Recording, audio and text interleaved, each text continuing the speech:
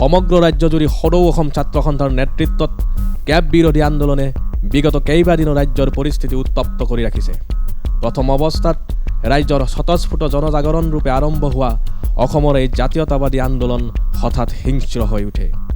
ৰাজ্যৰ ৰাজধানী মহানগৰ গুৱাহাটীকে ধৰি শদিয়াৰ পৰা ধুবুৰীলৈকে অগণিত হাৰত ৰাজহুৱা আৰু ব্যক্তিগত সা সম্পত্তি ধ্বংস কৰে প্ৰতিবাদকাৰীয়ে।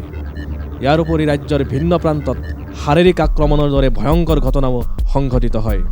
অসম আন্দোলনৰ পৰা আৰম্ভ কৰি বিগত 4টা দশকত ৰাজ্যত বহুবাৰ বিভিন্ন আন্দোলনৰ চাক্ষুষ অভিজ্ঞতাৰ সাক্ষী হৈছে ৰাজ্যবাসী। কিন্তু এইবাৰ যেন প্ৰতিবাদ আৰু আন্দোলনৰ পৰিভাষা সুকীয়া। একাংশ নৈৰাজ্যবাদীয়ে নিৰাপত্তা বাহিনীলৈ লক্ষ্য কৰি শিলগুটি দলিয়াই অসমত কাশ্মীৰ সদৃশ এক পৰিৱেশৰ সৃষ্টি কৰে, যি স্বাভাৱিক অৰ্থতেই উদ্বেগজনক। এক গণতান্ত্ৰিক আৰু শান্ত সমাহিত আন্দোলনে হিংস্ৰ ৰূপ কিয় ল'লে তাৰ অনুসন্ধানত themonkey.com-ৰ হাতত আহি পৰিছে কেতবোৰ বিস্ফোৰক তথ্য। কেব বিৰোধী আন্দোলনৰ অচিলাৰে অসমত ওলাই পৰিল ইছলামিক মৌলবাদৰ কুৎসিত ৰূপ।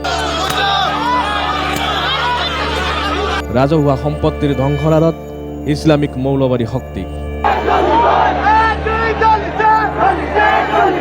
অসম চুক্তিৰ বিনিময়ত গঢ় লৈ উঠা শ্ৰীমন্ত শংকৰদেৱ কলাক্ষেত্ৰক কোনো অসমীয়া জাতীয়তাবাদীয়ে ভাঙিবলৈ যাবনে?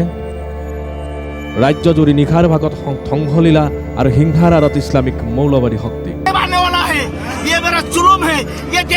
প্ৰতিটো স্থানীয় এলেকাত সংঘটিত আন্দোলনৰ নেতৃত্বত অস্থানীয় আৰু অপৰিচিত ব্যক্তি। এই চক্ৰান্ত এক প্ৰকাৰ স্পষ্ট হৈ পৰে বৃহস্পতিবাৰৰ সন্ধিয়া নলবাৰী জিলাৰ মুকালমুৱাত। বৰক্ষেত্ৰীৰ বিজেপি বিধায়ক নাৰায়ণ ডেকাৰ বাসগৃহ ভাঙিবলৈ যোৱা একাংশ হিংস্ৰ প্ৰতিবাদকাৰীয়ে নিৰাপত্তাৰক্ষীৰ বাধাৰ বাবেই বিধায়কগৰাকীৰ ঘৰ ভাঙিবলৈ যোৱাত ব্যৰ্থ হৈ বিস্তৰ ক্ষতিসাধন কৰে স্থানীয় এটি শনি মন্দিৰৰ। প্ৰশ্ন হয়, অসমীয়া জাতীয়তাবাদীয়ে মন্দিৰক আক্ৰমণৰ লক্ষ্য কৰি ল'বনে? কেব বিৰোধী আন্দোলনৰ লগত নামঘৰ মন্দিৰৰ কি সম্পৰ্ক? হিন্দু ধৰ্মৰ পীঠস্থানসমূহ অতীজৰে পৰা ইছলামিক মৌলবাদীৰ লক্ষ্য হৈ আহিছে। মন্দিৰ আক্ৰমণৰ ঘটনাই ইছলামিক মৌলবাদীৰ উত্থানৰ ইংগিতেই স্পষ্ট ৰূপত বহন কৰে।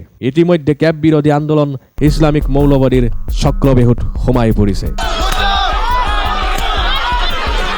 শেহতীয়াকৈ এই কেব বিৰোধী আন্দোলন কোনো তৃতীয় পক্ষৰ হাতলৈ যোৱাৰ উমান পাই এই আন্দোলনৰ নেতৃত্ব বহন কৰা সদৌ অসম ছাত্ৰ সন্থাই যোৱা শুকুৰবাৰে মহানগৰীৰ চানমাৰীত অনুষ্ঠিত হোৱা গণসমাৱেশত সন্ধিয়া 5 বজাৰ পিছত কোনো আন্দোলনৰ কাৰ্যসূচী ৰখা নাই বুলি ঘোষণা কৰিবলৈ বাধ্য হয়।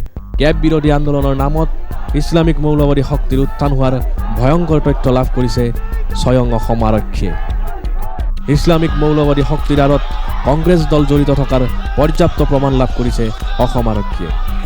কেব বিৰোধী আন্দোলনৰ আঁৰলৈ মূৰ দাঙি উঠা এই ইছলামিক মৌলবাদী শক্তিৰ বিৰুদ্ধে অসম চৰকাৰে কি ব্যৱস্থা লয় এতিয়া সেয়াহে লক্ষণীয় হ'ব। Report themonkey.com।